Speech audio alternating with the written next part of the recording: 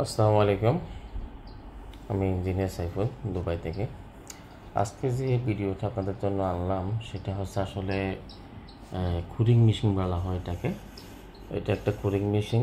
এই মেশিনটা দিয়ে আপনার যত শক্তিশালী কংক্রিট হোক না কেন এবং ভিতরে কংক্রিটের সময় স্টিল থাকুক না কেন, এগুলো সব কেটে ফেলবে। তো আসলে এই মেশিনটা অনেকই উপকারী। এটা আপনার হরিজেন্টালিভাবেও লাগাইতে পারে, আবার ভার্টিক্যালিভাবেও লাগাইতে পারে। তার মানে আপনি স্ল্যাবের মধ্যে একটা ফিক্স বোর্ড লাগিয়ে পরে এই মেশিনটাকে ঘুরিয়ে দিয়ে কুলিং করা যায়, অর্থাৎ হোল করা যায় আর কি।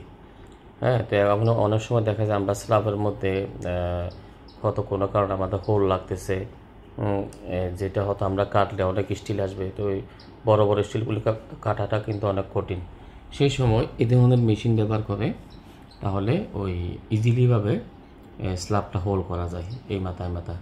তো আমরা বিদেশের মধ্যে একটা স্ল্যাবের থিকনেস অনেকটা 26 সেন্টিমিটার হয়, অনেকটা 1 ফুটের কাছাকাছি হয়। বাংলাদেশে তো মাত্র 6 ইঞ্চি স্ল্যাব হয় বা 7 ইঞ্চি 8 ইঞ্চি হয়। তো এখানে কিন্তু অনেক বড় স্ল্যাব হয়।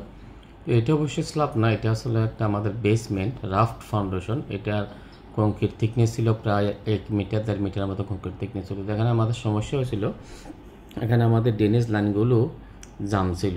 হ্যাঁ, জাম থাকার কারণে পানিগুলি যাচ্ছিল না। এটা যেটা দেখতেছেন ভিডিওতে, এটা হচ্ছে ক্যাচ বেসিন।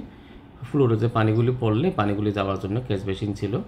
তো এখানে ওই ক্যাচ বেসিনটা জাম ছিল। তো আমরা এটাকে কোনো উপায় না পেয়ে, যেহেতু এটা 1 মিটার কংক্রিট ছিল এবং সেখানে আমরা কাটলে অনেক বড় বড় স্টিল আসবে, এই স্টিল কীভাবে কাটবো? তো এটা তো পুরো দিনে অনেক কাজ লাগবে। সেজন্য আমরা একটা অন্য পন্থা ইউজ করছি। এই যে এখানে লম্বা যে গ্রেটিং চ্যানেলটা দেখতেছেন, এই চ্যানেলে পানিগুলি যাচ্ছিল না, এটা ব্লক হয়ে গেছিলো।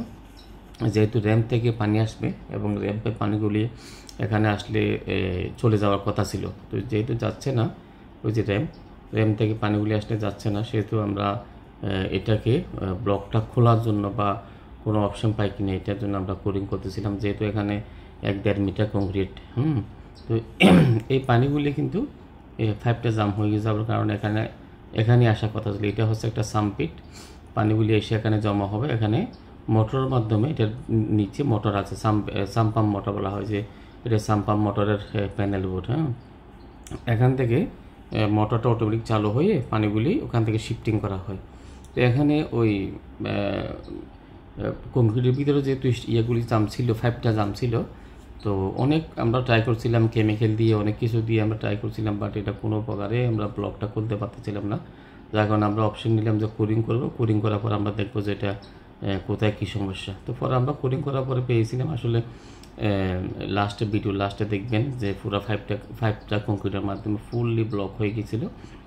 এবং এটা আমরা এখানে কোরিং করে 4-5টা 6টা কোরিং করবো। করার পরে আমরা এখানে দেখুন আমরা যদি ব্লকটা কোরিং করে থাকবো,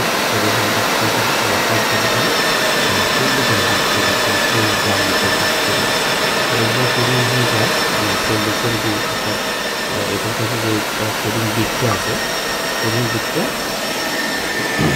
40 থেকে লম্বা হোক। এটা যদি আরও লম্বা করতে চায়, এটা মাথা জয়েন দিয়ে যখন লম্বা করা হয়, যখন এটা যখন কোরিং করে এখানে হয়, সেভাবে কিন্তু সূর্যকে ভালো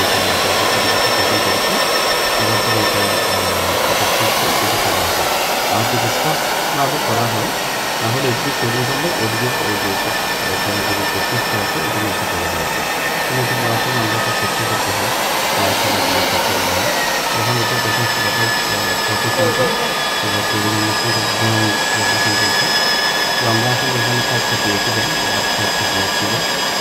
আমরা এভাবে কোরিং করতে 5টা করছিলাম, যেটা কোথায় গেলে ঠিকঠাক হয়। তো শেষ করার পর আমরা ওই জায়গায় আরেকটা কাজ দিয়ে সাকসেসফুল ছিল। ভাবলাম যে এই ভিডিওটা আমি কীভাবে কোরিং দেখাবো বা এটা কীভাবে কোরিং করতে হয়, সেজন্য আমি ভিডিওটাই করছিলাম আপনাদের জন্য, যে যারা হয়তো বা কোরিং মেশিন দেখেন নাই বা কীভাবে করে যে দেখেন। আমরা কোরিং করার পরে যখন উঠালাম, দেখেন এই যে পুরো 5, এটা হচ্ছে 5-এর পিস, দেখছেন ফুল কংক্রিট। 5 পুরোটাই কংক্রিট ছিল। তো 5টা পুরোটা ব্লক ছিল কোটিং করে এটাকে খোলার প্রায় ছিল আমাদের, এটাই আমাদের প্ল্যান ছিল। এই জন্য ভিডিওটা আপনাদের জন্য করলাম। আসলে আমিও যখন বিদেশ আসতে কুড়ি মেশিনটা কী ছিল শুনছি আর জানতাম না, পরে দেখলাম যে হ্যাঁ কুড়ি মেশিনটা এটাই হয় যে হোল করাটাকে কোডিং বলা হয় এবং এটাকে একটা মেশিনের মাধ্যমে এই মাথা থেকে মাথা। তো এই যে বিটটা আছে বিটের মাথায় কিন্তু ডায়মন্ডের প্লেট লাগানো, এটা মানে স্টিল পরেন কি বলেন সব কেটে একদম মানে এই মাথা থেকে ওই মাথা চলে যায়। তো এটা আসলে বাই হ্যান্ড করাটা কিন্তু অনেক কঠিন একটা ব্যাপার, বাট যখন এরকম মেশিনের মাধ্যমে করা হয় খুব ইজি, একদম শর্টকাটের মধ্যে দেখেন এই পুরো পিসটা কেটে কেটে উঠে ফেলছে। তো ভিউয়ার্স আশা করি হয়তো ভিডিওটা করলাম, সবাই ভালো থাকবেন। আমার আসলে আমার ভিডিওগুলি করার উদ্দেশ্য হচ্ছে আপনাদেরকে কিছু দেখানো, আপনাদেরকে কিছু শেখানো। ধন্যবাদ, সবাই ভালো থাকবেন।